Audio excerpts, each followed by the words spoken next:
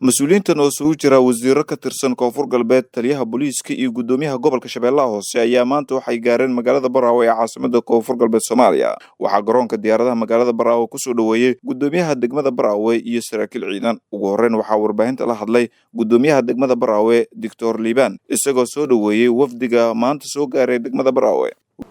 waa wafdi ugu cuslaa ee soo gaaray heer madaxtooyo, heer wasaarad iyo heer gobol.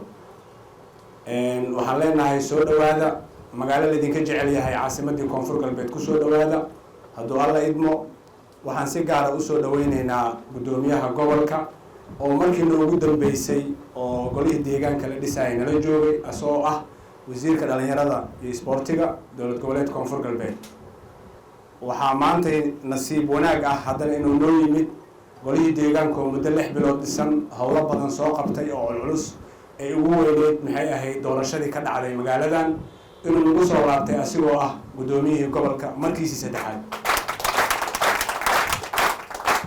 wafdiga waxaan leenahay soo dhawaada ku soo dhawaada Baraawe.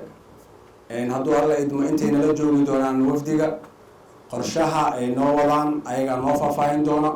wasiiru dowlaha madaxtooyada koonfur galbeed ayaa dhankiisa kaga mahadceliyay soo dhaweynta.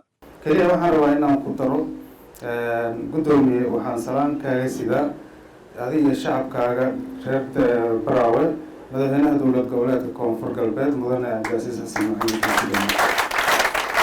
marka salaantaas iga gudooma kulley waa xilli kulul waaye waxaan rabaa inaan halkan kusoo gabagabeeyo aad iyo aad u mahadsantahay. gudoomiyaha maamulka gobolka shabeellaha hoose Ibraahim Aadan Cali Najax ayaa ka warbixiyay ujeedada safarkooda isagoo tilmaamay in Baraawe ay tahay magaalo nabadeed oo xadaari ah inta ay joogaanna ay shaqo muhiim ah ka qaban doonaan.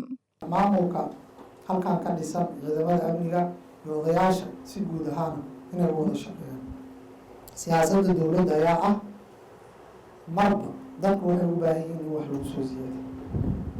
waa dadkee laakiin dadka amniga haysto, dadka nabadgelyada ka shaqeeya, dadka midnimadooda ilaashada ee dhalinyarada leh, haweenka leh, ee odayaasha leh ee mar walba u taagan in dowladnimadaas ay badbaadsadaan. intaa dowladnimada haysataan annaga waxaan balan qaadaynaa degmada mashaariicda ugu badan 2022 laga fulin doono gobolka shabeellaha hoose inay kaalimaha ugu hore ay ka geli doonto insha Allah. waxaan rabaa inaan kusoo gabagabeeyo magaalada Baraawe marka laga yimaado caasimadii koonfur galbeed inay tahay ay amni tahay, haddana waxaa ku nool dad nabadda jecel oo aan u dulqaadan karin khilaafka iyo dhibaatooyinka iyo problemaadka aan u dulqaadan karin.